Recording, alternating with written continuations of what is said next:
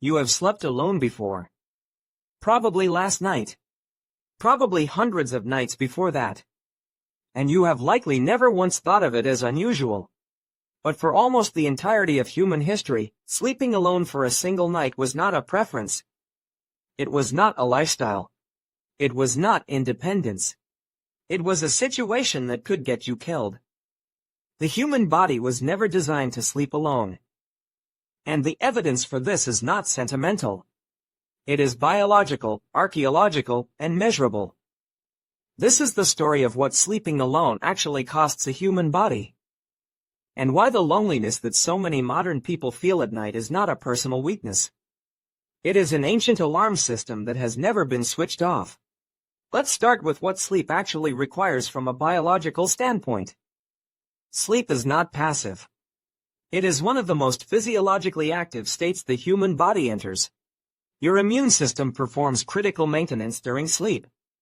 Your brain consolidates memory, clears metabolic waste, and reorganizes neural connections. Your cardiovascular system repairs damage. Your hormonal systems reset. All of this requires conditions: stable body temperature, regular breathing, a nervous system calm enough to reach and sustain deep sleep stages. And in the ancient world, sleeping alone made every one of those conditions harder to achieve. Body temperature is the most immediate problem. A human body loses heat to the surrounding environment throughout the night. In a temperate climate, this is manageable. In cold conditions, it is a genuine survival threat. And even in moderate temperatures, a body sleeping alone must expend more metabolic energy maintaining its own temperature than a body sleeping within proximity of other warm bodies. This is not a small difference. Researchers measuring metabolic expenditure in isolated sleepers versus co-sleeping individuals consistently find a real and measurable energy cost to sleeping alone. Energy that, in the ancient world, came directly from food that had to be obtained, carried, and consumed. Energy that was never abundant and could never be wasted carelessly. But temperature is only the beginning.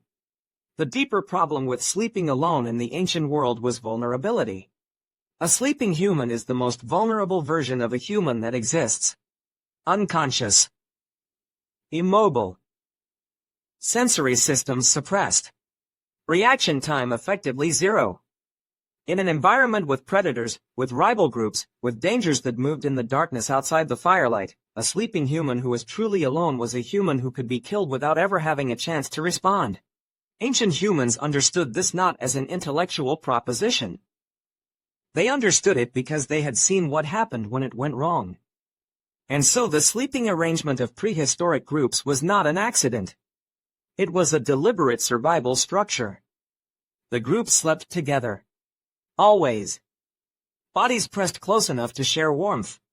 Positioned to create a perimeter around the most vulnerable members. Infants and young children in the center. Larger adults at the outer edges. Fire maintained at the boundary. And crucially, not everyone in the same stage of sleep at the same time. The natural variation in human sleep rhythms, the fact that some people fall asleep early and wake early while others stay awake late and sleep longer, is not a biological flaw. It is a feature. A group where everyone fell asleep simultaneously was a group that could be approached undetected. A group where different individuals were always at different stages of wakefulness created continuous, rotating, unorganized but effective night watch. This is exactly what researchers found when they studied the Hadza, a traditional hunter-gatherer community in Tanzania. Over 220 nights of observation, tracking the sleep patterns of the entire group simultaneously. The result was striking. Across all those nights, there were fewer than 20 minutes total when every single member of the group was simultaneously in deep sleep. 20 minutes out of 220 nights.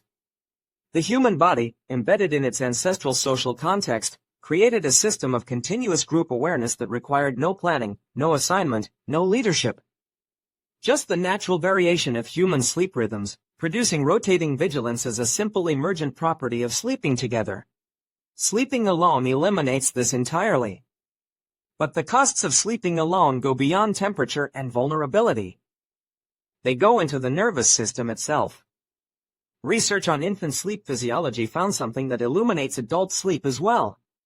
When an infant is separated from its caregiver at night, a specific cascade of physiological changes occurs. Breathing becomes less regular. Body temperature becomes harder to maintain. Cortisol, the primary stress hormone, rises. Heart rate variability changes in ways that indicate increased physiological stress.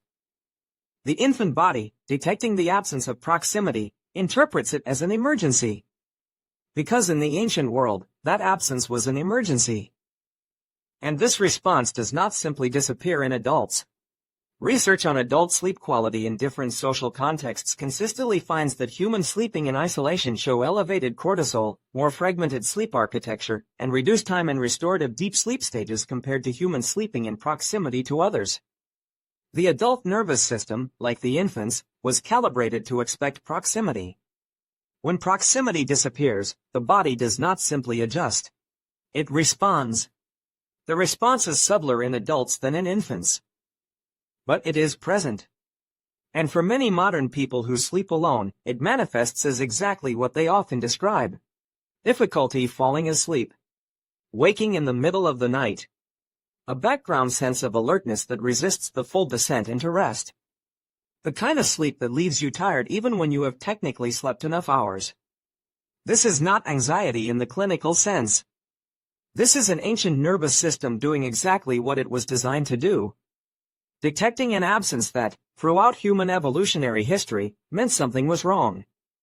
But there is a dimension to this that goes beyond the physiological. Sleeping together was not only about safety and temperature. It was one of the primary mechanisms through which long-term social bonds were built and maintained. Proximity during sleep is one of the most intimate forms of human contact that exists. To sleep beside someone is to be at your most vulnerable with them. Defenseless. Unconscious.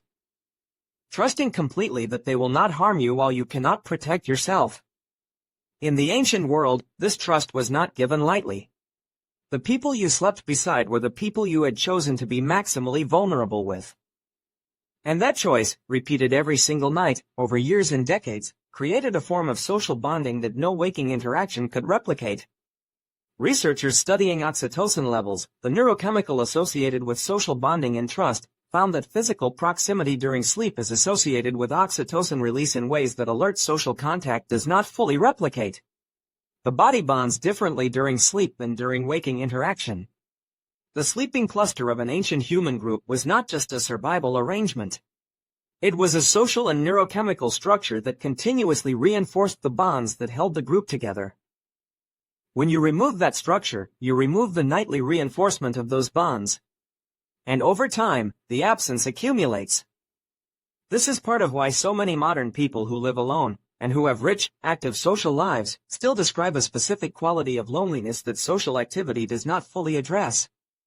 They have daytime community. They do not have the nightly proximity their nervous system was built to expect. The two are not interchangeable. Daytime social contact does not substitute for nighttime proximity in the way the ancient body assumed it would. Modern life has separated the two things that, throughout human history, were inseparable. And the nervous system has not caught up. When you find yourself lying awake at night in a way that feels disproportionate to your actual circumstances. When the darkness feels heavier than it should. When the alertness that is supposed to dissolve into sleep keeps returning. You are not malfunctioning. You are running ancient software in a modern environment. Software that was written in a world where sleeping alone was not a choice anyone made voluntarily. And the discomfort you feel is not weakness. It is the body noticing an absence that, for hundreds of thousands of years, was a warning. Drop a comment and tell me if this changed how you think about sleeping alone. And make sure you are subscribed, because next time we are going somewhere even stranger than this.